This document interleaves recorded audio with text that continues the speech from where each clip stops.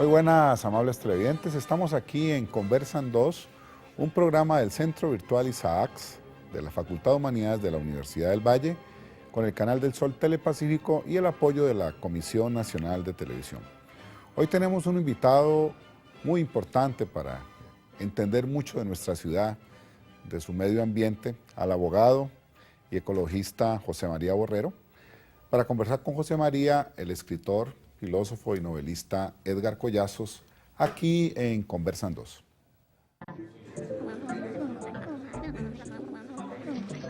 Estamos aquí, Conversan 2.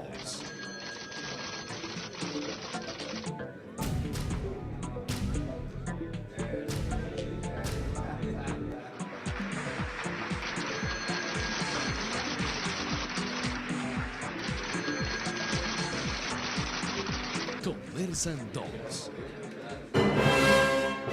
Bueno, aquí en Conversan 2 con José María Borrero y nuestro amigo Edgar Collazos, vamos a conversar muchísimo de Cali y del medio ambiente en nuestra región. Para iniciar esta conversación vamos a ver primero una nota.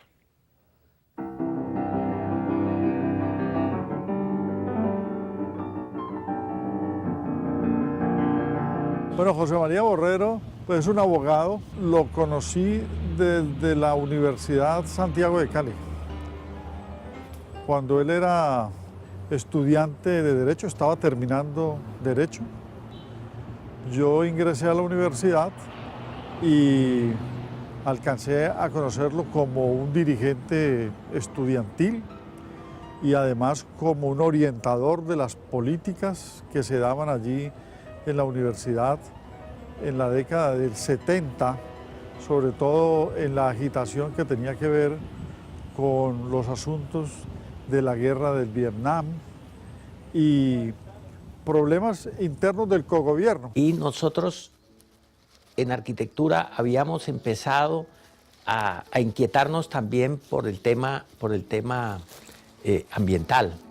Habían llegado revistas que hablaban de arquitectura ambiental, pero nadie definía qué era eso. Aparece José María con esa capacidad integradora que tiene, con esa capacidad, esa riquísima capacidad integradora. Luego de este encuentro, él se va para San Andrés y Providencia y se queda 3 años en San Andrés y Providencia construyendo una hipótesis en la cual una isla puede ser modelo del mundo. Es una persona que ha escrito tanto sobre medio ambiente, sobre desarrollo sostenible, sobre los recursos naturales, que está citado en varios libros de América Latina y los autores colombianos también lo citan y se apoyan en él por su pensamiento de avanzada y sobre todo porque es un defensor a ultranza de la naturaleza. Hay como una cantidad de hilos que se están cruzando uno sobre el otro y en los cuales en esa ola está surfeando José María, está enriqueciendo esa ola José María. Realiza talleres, dicta conferencias, enseña en las universidades, escribe ensayos, artículos periodísticos, da declaraciones a los medios de comunicación, pero sobre todo desde el Centro Legal Ambiental del CELA. Él también es un abogado litigante, defensor de los derechos colectivos, ha ganado casos muy importantes, de pronto de los pocos abogados ambientalistas que hay en el Valle del Cauca. Su visión sobre el derecho ambiental lo lleva a incorporarse internacionalmente a grupos internacionales, está en esos comités internacionales sobre el agua. El Papa para muchos participa en crítica y en análisis de represas y en la India y en Guatemala, ¿no? Todo esto va produciendo y obviamente todo esto va encontrando puntos concretos de acción, tanto teórica como práctica.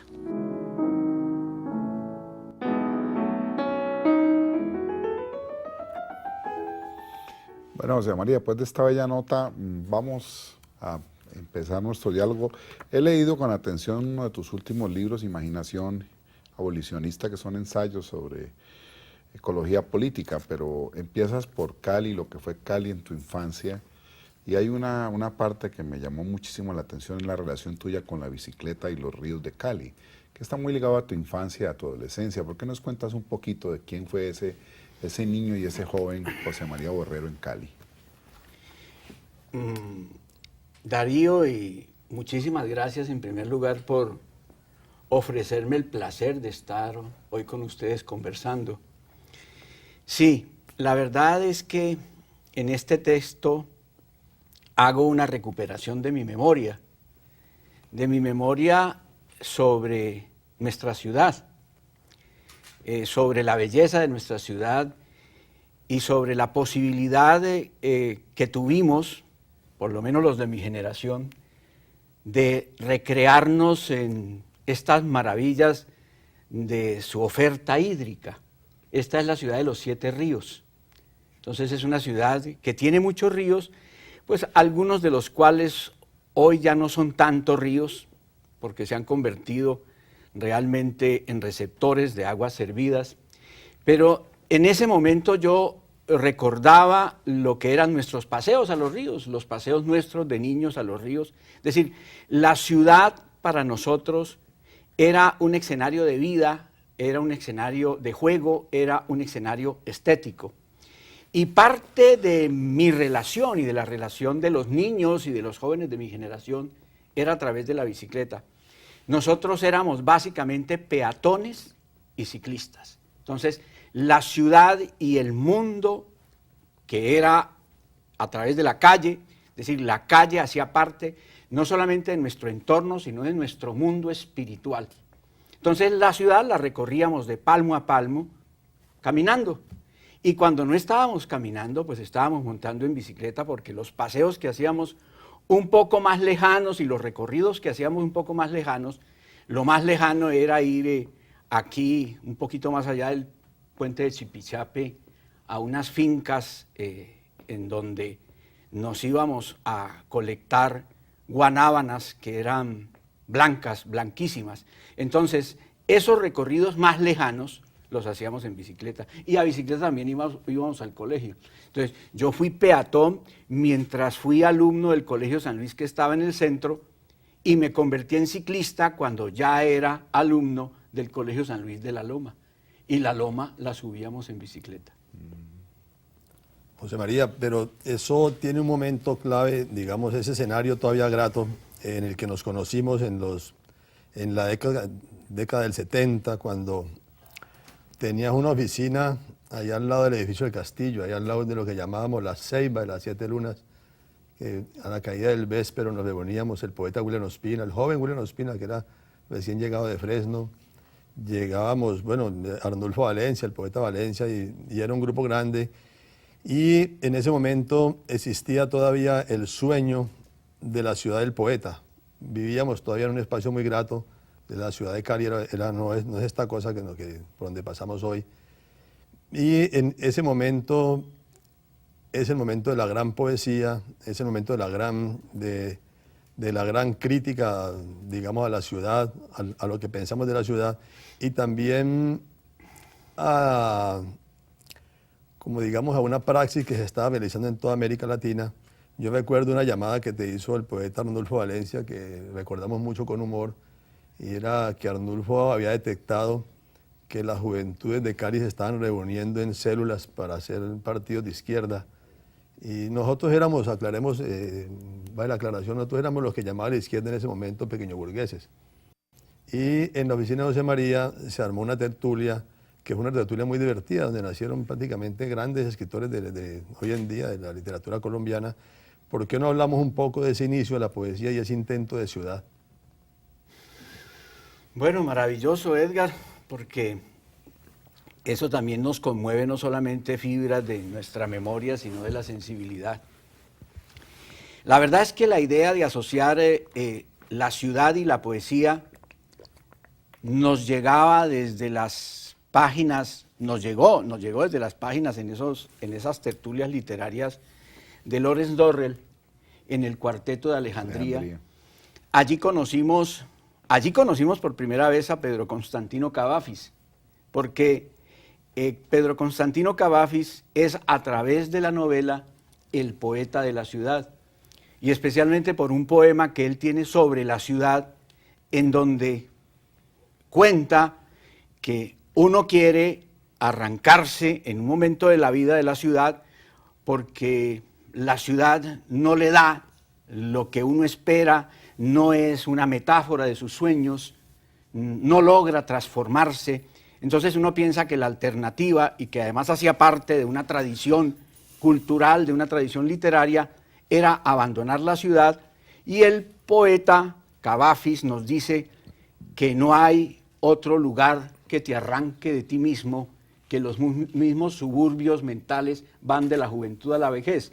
Entonces, esto nos llevaba a nosotros, sí, a pensar la ciudad en términos de que fuera un espacio lúdico, un espacio de la belleza, un espacio del arte. Es decir, porque es que la ciudad debe ser el hábitat convertido en obra de arte. Es decir, es la transformación del hábitat en arte.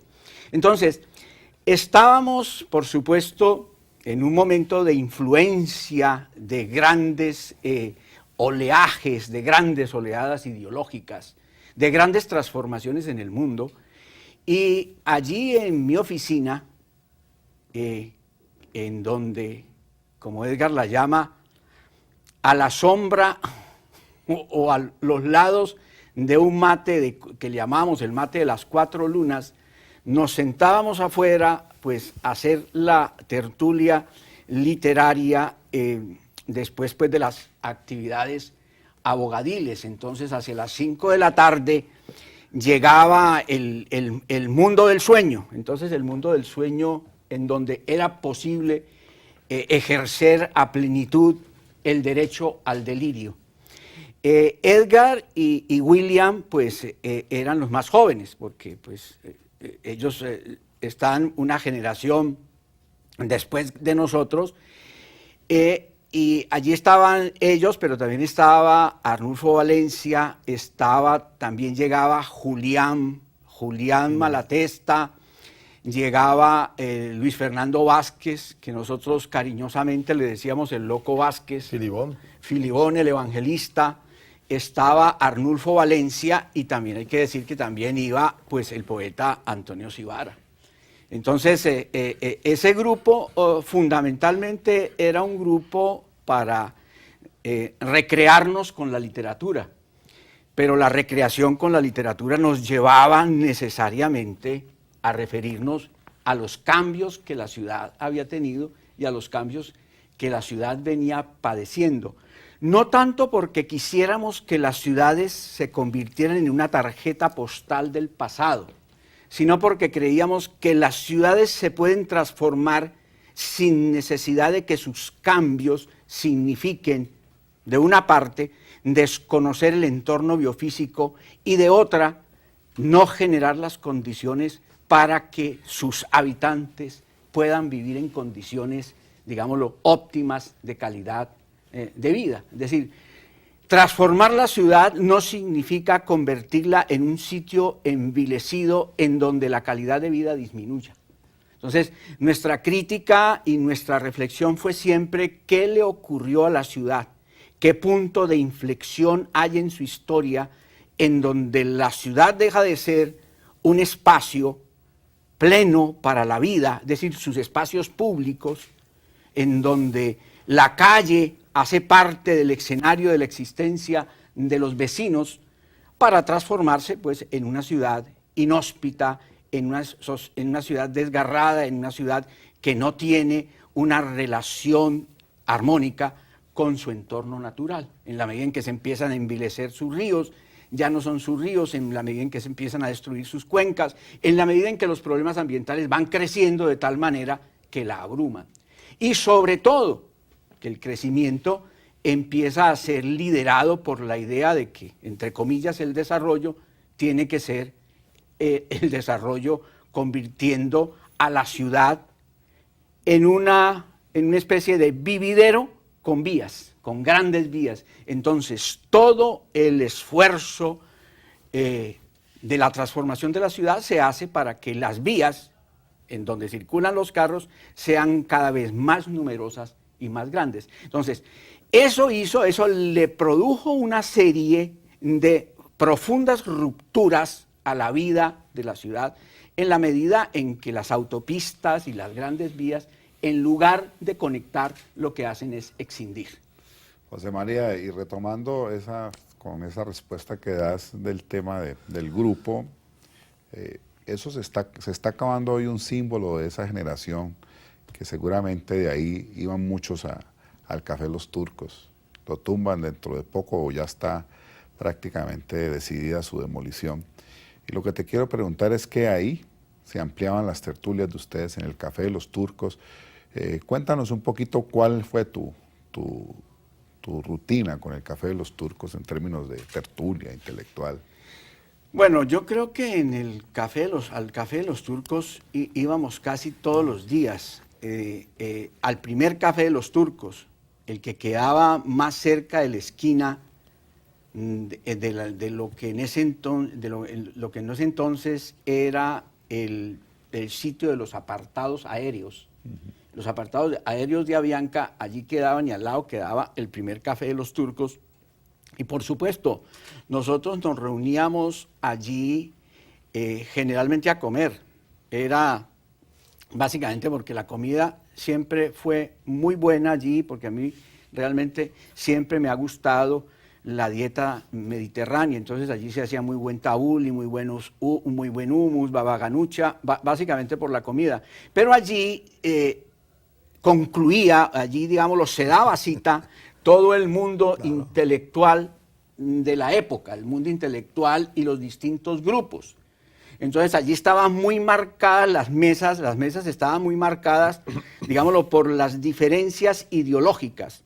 Ese era un momento de nuestra vida, y no solamente de nuestra vida, sino de la vida en el mundo occidental, y de la cual nosotros no podíamos sustraernos de la influencia de las ideologías universalistas. Pero allí estaban los distintos grupos. Nosotros, como decía Edgar, hace un momento, ellos llamarían eso conducta pequeñoburguesa. Es decir, la izquierda neandertalense, es decir, esta izquierda neandertalense, decía que quienes no estaban, eso se hablaba de la línea correcta. Entonces, los que no estaban en la línea correcta, pensamiento puro, Kim Il-sung o Mao Zedong, las distintas líneas. El que no estaba en la línea correcta era pequeño burgués.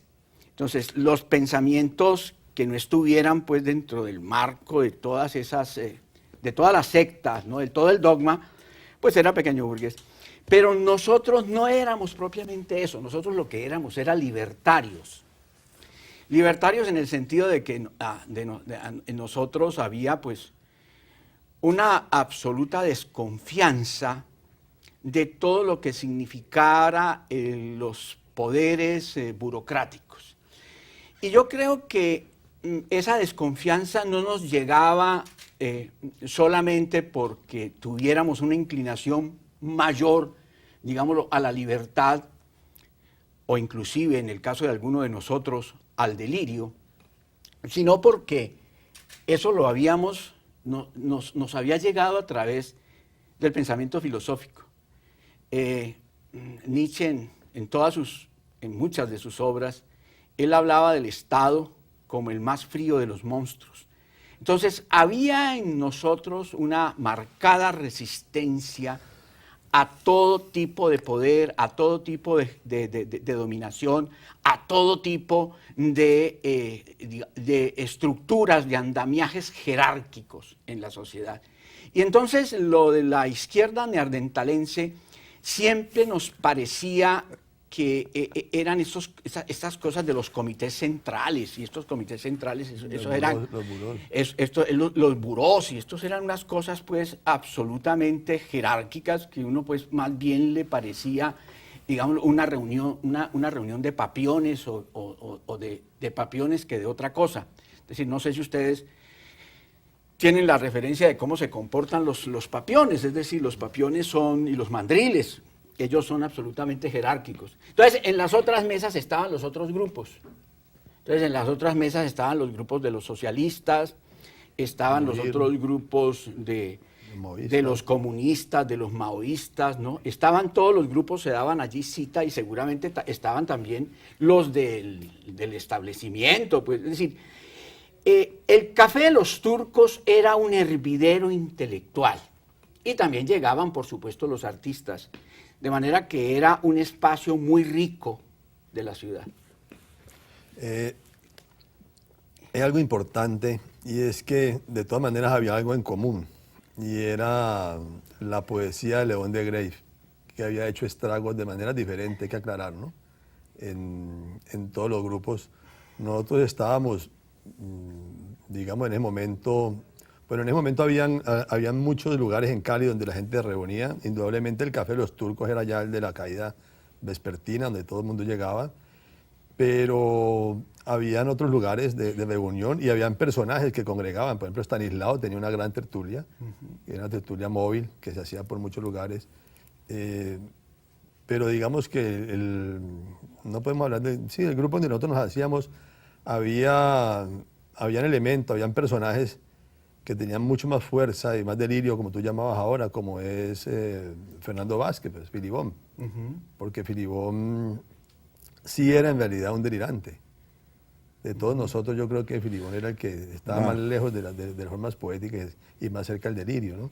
Pero creo que de León de Greiff, más que de cualquier otro pensador o poeta, nosotros, y Cali en especial, y esa generación entera de caleños, incluyendo a Darío, Julián Malatesta. Yo iba a una de esas mesas. Claro, tú ibas a una de esas mesas.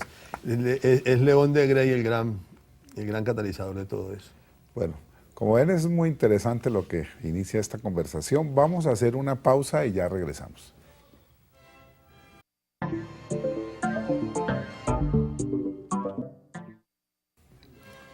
Bueno, seguimos aquí en Conversan 2 con José María Borrero y Edgar Collazos. Quiero decirles que el cuadro, la fotografía que hoy nos acompaña en el programa es Mi vida, una sola sinfonía, de James Loaiza. Esta es una fotografía ganadora de finalista en el tercer concurso internacional de fotografía de la ONU. Le agradecemos a James tener esta fotografía tan bella con nosotros en el programa. Y para continuar esta conversación vamos a ver a continuación una nota.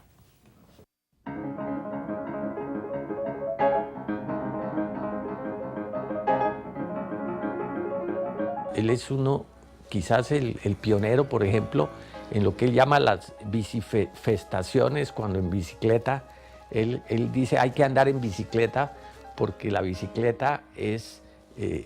la eficiencia de la bicicleta solo puede ser vencida, y en verdad es así, solo puede ser vencida por el ratón. Considera que para descarbonizar la ciudad es necesario la movilidad a partir de las ciclorrutas y cita los casos europeos como el de Copenhague, el de Milán, el de Barcelona. En términos de movimiento y de acción, entonces empiezan los temas de las ciclovías.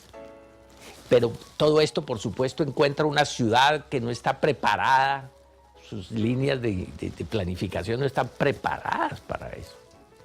La gente de la mejor buena fe, yo no estoy diciendo que de mala fe, pero para nosotros los procesos de urbanización, apenas ahora empezamos a hablar de la ciudad-región. Propende porque este medio de transporte que no es contaminante sea implementado en Cali, y así lo ha planteado en varios escenarios. Lo que me parece interesante, muy interesante en José María, es que a veces los problemas no le permiten un lenguaje, digamos, de tipo técnico. Entonces él tiene un escrito, se me escapa en este momento el texto, pero es un texto escrito en lenguaje poético. Entonces, alguna vez charlábamos y me decía, sí, pero van a acusar el texto de excesivamente poético. Y yo digo, es que hay un momento en que la poesía es el lenguaje necesario para poder hablar de las cosas. Pero sus escritos sobre el prohibicionismo de las drogas y sobre lo que es el desarrollo sostenible, pues son muy difundidos estos ensayos en las universidades y en los encuentros internacionales.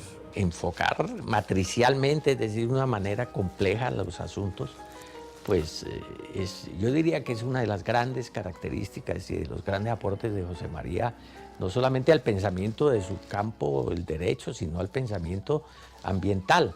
Y es ahí donde se va entendiendo que lo ambiental no es una definición en un libro, de que alguien tiene, lo que pasa es que yo no conozco el libro que sí lo define bien, sino lo ambiental es una construcción permanente de una manera de ver la realidad y actuar sobre esa realidad. Es una acción, pero es un entendimiento para actuar. O es un actuar que genera entendimiento al mismo tiempo, ¿no? Es un proceso, es un proceso.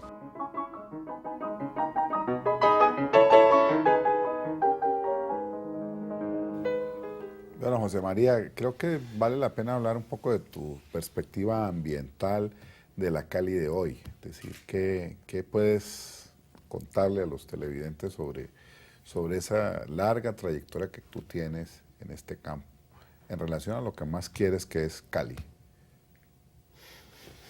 Bueno, una ciudad ideal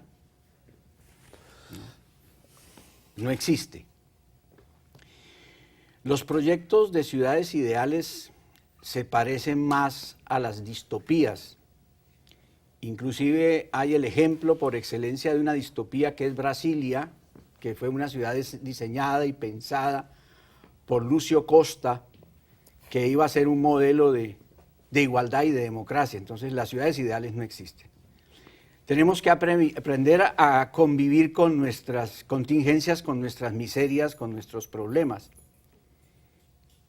La dificultad, creo yo, que tenemos es la incapacidad para afrontar esos problemas y afrontarlos bien. Esta fue una ciudad que fue profundamente golpeada por un país también golpeado. Hablo del país campesino.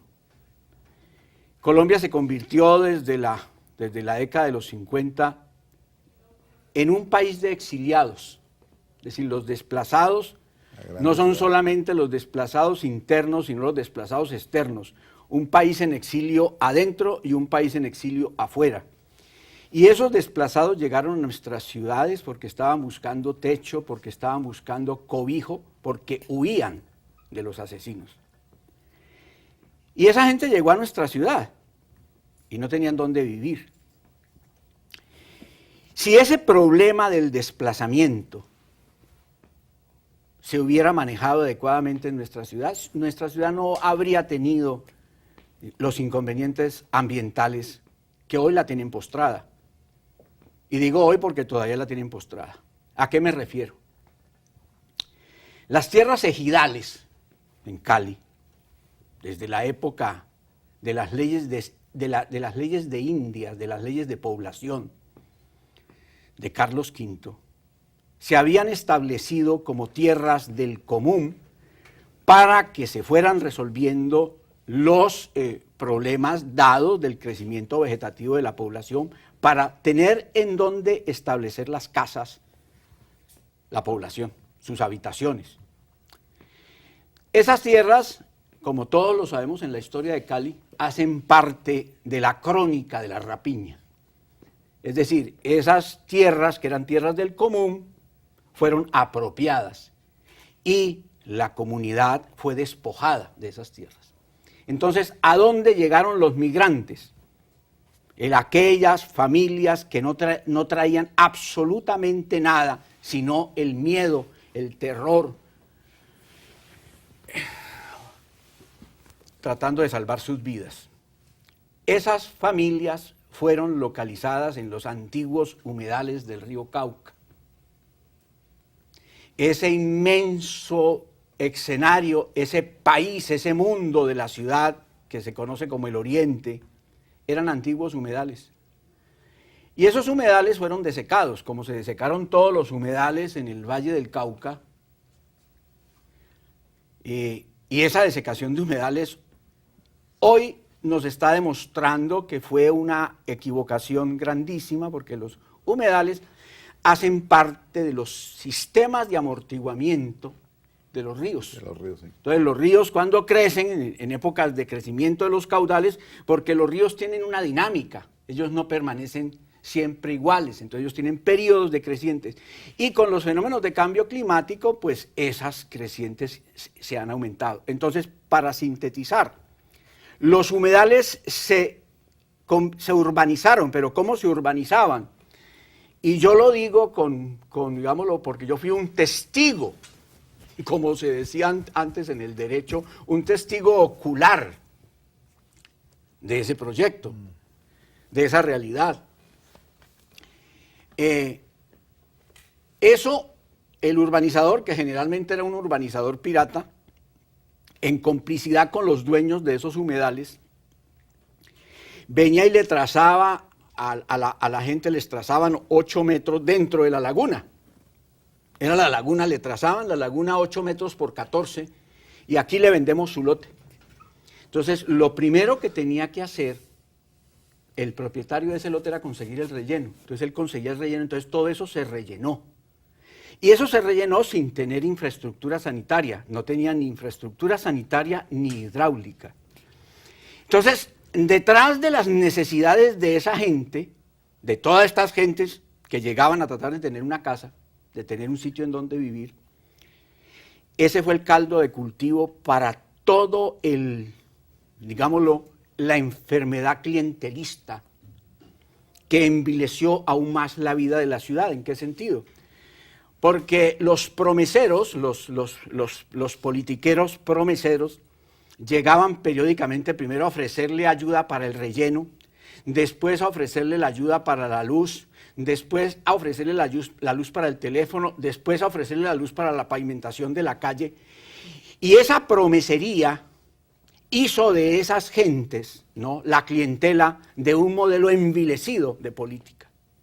Después, para hacerle la infraestructura sanitaria e hidráulica a toda esa zona de antiguos humedales, en donde el nivel freático, es decir, el nivel de las aguas está casi al nivel de la superficie, eso fue una fortuna, eso, digámoslo, empeñó el erario y, por así decirlo, hipotecó la economía de la ciudad. Es un asunto que vale la pena entonces repensarse para entender muchos de los problemas que tiene hoy Cali, Edgar. Yo quiero referirme ahora un poquito a ese origen,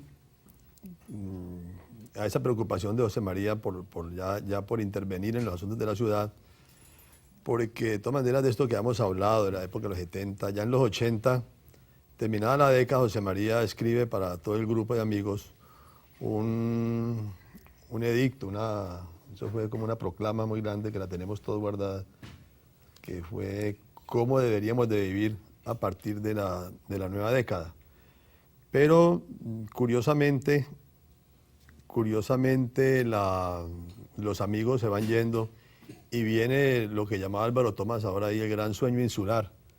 Y entonces, sin proponérnoslo, de alguna manera yo voy a dar a la isla de Providencia y José María a la isla de San Andrés, y viene otra época, y yo creo que ese momento de las islas va a ser un momento importante, no solamente para nosotros dos, sino para todo el grupo de amigos, para William, que no deja de estar pendiente de la vida de nosotros, y para todos los amigos, ¿no? Yo quiero que te refieras un minutico a la enseñanza insular. Bueno, estaban circulando en el mundo también ya nuevos discursos, nuevas ideologías. No era extraño que nosotros también estuviéramos militando, ¿no?, en ese tipo de visión del mundo, que era la visión ecológica, que empieza pues ya con fuerza a partir de 1972, de lo que se conoce como la Conferencia de Estocolmo sobre el Medio Humano, a la preocupación sobre los asuntos ambientales. Entonces, la idea que yo tengo en ese momento, en donde soy también un poco prisionero de la metáfora isla, es que es posible desarrollar un modelo de gestión ambiental, de intervención, en una isla, porque es posible en una isla hacer un manejo de las distintas variables físicas, sociales, culturales. Entonces, esto nos lleva a vivir la experiencia de la isla, lo que yo llamo la experiencia de la metáfora isla. Muy bien. Bueno, vamos a hacer una pausa y ya regresamos aquí en Conversan 2.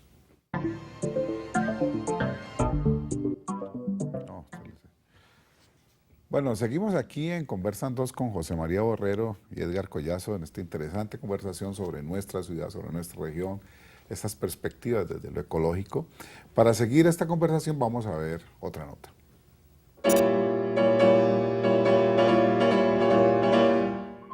José María y Beatriz tienen unos experimentos sobre 2 granjas complementarias, ¿no? 2 granjas que se han vuelto prácticamente una escuela de producción, tanto de productos de una granja, ¿no? Quesos y verduras y todas estas cosas, pero también de producción de conocimiento, a tal punto, por ejemplo, que eso ha hecho surgir otro personaje que estaba medio latente, que es Mario Mejía. Su producción sirve de consulta para resolver casos ambientales.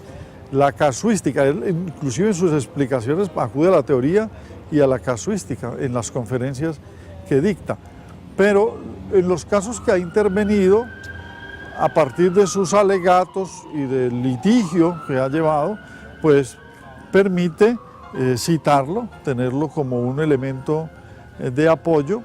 Ha obtenido con su trabajo unas sentencias favorables, pero ya él tiene una obra que hay que saber consultarla para poder citarlo, apoyarse en él y seguir avanzando en la defensa del medio ambiente. El aporte más importante que hace José María es el convocar. Entonces, él cuando invita a un ciclista, no solamente está convocando al ciclista, sino lo que significa el ciclista en términos de enriquecer el pensamiento complejo. Cuando él convoca el literato, no está convocando en sí mismo la persona hábil en la prosa, sino en cómo la persona también aporta al pensamiento complejo. En José María se conjugan las ciencias sociales, porque él es un hombre culterano, es decir, tiene una cultura universal, su formación es de abogado y luego su especialización y la profundización es de ambientalista, pero fuera de que conoce el derecho constitucional, él tiene pues estudios, digamos, propios, digamos, como autodidacta o como científico a partir de las ciencias sociales en antropología, en historia, ¿sí?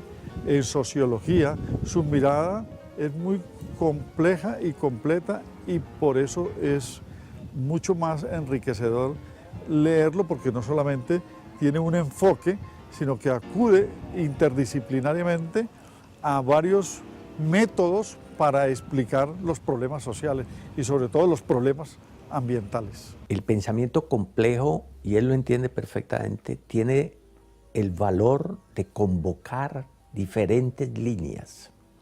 Es de alguna manera un homenaje al inventor del tiro de esquina en fútbol. No es ver el asunto de una sola manera. Si uno trata de ver la realidad de una sola manera privilegiada, terminan no explicando, sino repitiendo la repetición de la repetidera, que es lo que llaman con la palabra ostentosa tautología. Balada de los búhos estáticos del poeta León de Grave, dedicados a Ula y Ulaque. La luna estaba lena y los búhos decían la trova paralela. La luna estaba lela en el lelo jardín del aquelarre, y los búhos decían su trova y arre, arre, decían a su escoba las brujas del aquelarre. En el jardín los árboles eran rectos, retóricos, las avenidas rectas, los estanques retóricos, y en fila los búhos rectos, retóricos. Y allí nada se veía irregular, los bancales en forma regular, cuadrados, los regulares platabandas, los árboles endomingados, geométricamente conos dados, todo perfecto, exacto, regular. Bueno, con este regalo poético de José María, quiero que Edgar, que conoce muchísimo el trasegar poético de José María, nos dé una introducción a ese José María poeta. Bueno, de todas maneras, creo que pues como dice por ahí el maestro Borges, las cosas no son lo que empezaron siendo. Hemos vuelto todos a la ciudad después de 30 años, después de muchos años, y nos damos cuenta que de aquellas reuniones de los años 70, pues lo que se estaba era haciendo un grupo de escritores y de poetas. Creo que para todos nosotros los que estamos escribiendo, José María es indispensable. Nosotros, William y yo, y Julián Malatesta, siempre estamos reclamando una novela, porque conozco capítulos hermosos de la historia del niño Nicias, porque José María, en José María ha habitado otra persona que es Amadeo Nicias Calasparra, un personaje bastante curioso en Cali, un personaje que se ha escapado de toda esta barbarie, es la manera de José María escaparse. Y ha habido un poeta, y José María, hay que decirlo, William lo reconoce, ¿no? José María es importante para la poesía de William, para la formación de todos nosotros, fue Arnulfo y José María, pero muy, muy, muy, muy importante. Es decir, habría que dedicarle a José María las novelas que escribiremos en adelante, porque José María es, lo decimos a sus espaldas, ¿no? Y esperamos. Y José María en esa época escribió un libro de poesías muy bello que Gastón Metteri sacó en una edición que se llama Ediciones Ceros, porque éramos tan pobres que no había cómo hacer la editorial, y ese genio que estuvo aquí, es italiano, Gastón Metteri, le hizo una edición muy bella con unos dibujitos que yo no sé si tú los conservas. Y tú los conservas todavía, pero son hermosos. Y ahí hay una serie de poemas que para mí son de los poemas más bellos que han escrito aquí, porque está un poema Sibara, hay un poema La bruja cacerola, creo, Irina cuando era niña, pero también está el inmortal ya y emblemático poema que nos sabemos todos, que es El cacofónico asesinato de la zarigüeya. José María, luego del regreso, también un poco de pensar todas estas cosas ambientales y de pensar en el universo, regresa a su universo poético con una poesía muy madura, una poesía, ayer me envió por correo un poema que me ha tenido toda la noche degustando, ya es un poema totalmente mediterráneo, pero José María ahora está implementando todo ese lenguaje de Cavafis con palabras de Cali Viejo. Y entonces basta que una palabra de esas entre en ese enorme poema, en ese lienzo, para que tenga una identidad diferente. Y creo que lo tenemos por ahí, podemos leerlo, José María. Pues yo no sé si mi memoria me ayude. ¿O quieres que lo leamos? Te lo sabes. Yo creo que aquí está. Préstame, yo lo leo. Bueno, pues esto sí. Pero antes de leer el poema, y de pronto como los tiempos en la televisión son más estrictos inclusive que los tiempos judiciales, antes de leer el poema, debo decir que las palabras de Edgar respecto a mi eventual participación en todo el proceso que ha terminado gestando pues un escritor de la talla de William y un novelista de la talla de Edgar, pues son un regalo y son un regalo maravilloso. Muchísimas gracias, Edgar. No creo que haya sido tanto. Yo creo que lo que hicimos, básicamente lo que nos tuvo siempre muy cerca fue, como decía el poeta León de Grave, las risas cerebrales que nos salen de las fosas mentales. Y especialmente las risas contra todo lo que signifique solemnidad, contra todo lo que signifique esa prepotencia jerárquica, esa prepotencia burocrática. Es decir, hay que seguir riendo porque pobrecitos, inclusive los maestros que no se ríen de sí mismos. Y este es un poema para cuando llega el ocaso, porque ya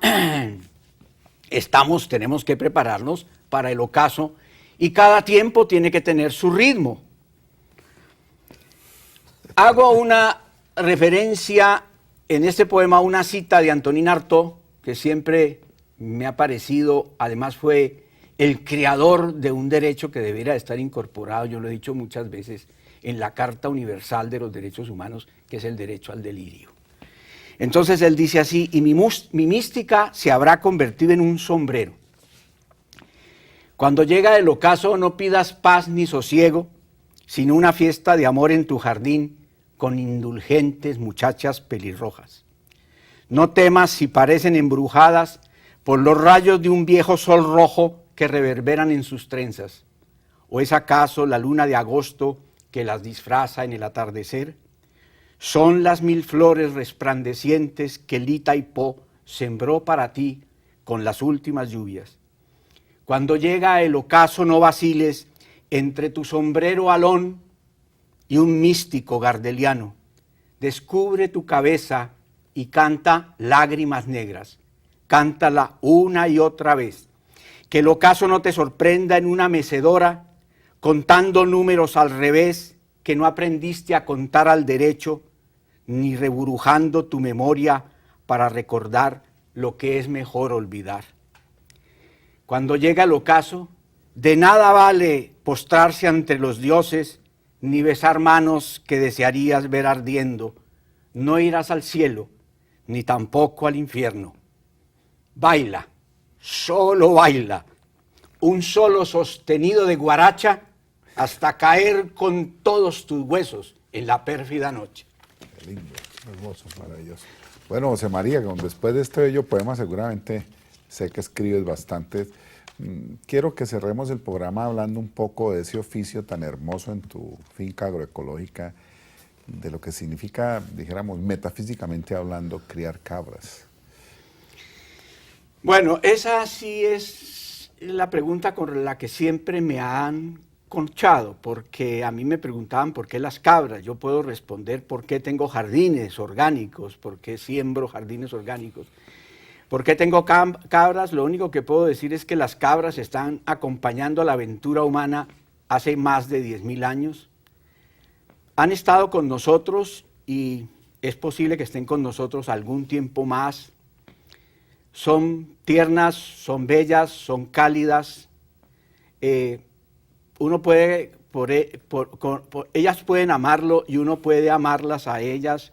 Y lo más importante es que nos dan un producto maravilloso del cual es posible fabricar unos quesos maravillosos. Entonces, a mí realmente las cabras me atrajeron como le atraen a uno, no, le atrae a uno todo lo femenino, pero en este caso sí tengo que declararlo sin ambajes. Estuve seducido por sus ubres. Entonces, sus ubres maravillosas nos dan una leche extraordinaria y esa leche extraordinaria, con esa leche extraordinaria hacemos unos quesos, que son los quesos que en este momento estamos nosotros elaborando, son realmente quesos excepcionales. Es un queso de autor y entonces nosotros lo degustamos y también pues le vendemos a los amigos y le regalamos a los amigos. Pero como pueden ver, además de poeta, de un hombre dedicado a la ecología, de pensar esta ciudad, pues nos ha regalado unas bellas reflexiones José María aquí en Conversador. Te agradecemos mucho haber estado en el programa, a Edgar, gracias. Y nos vemos en una próxima edición de este programa Conversan 2.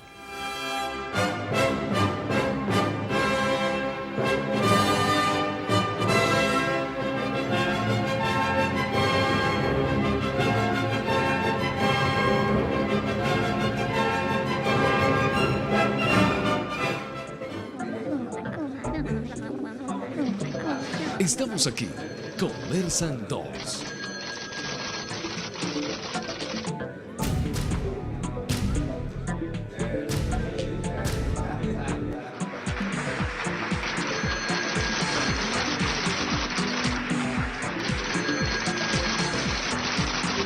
Conversan 2.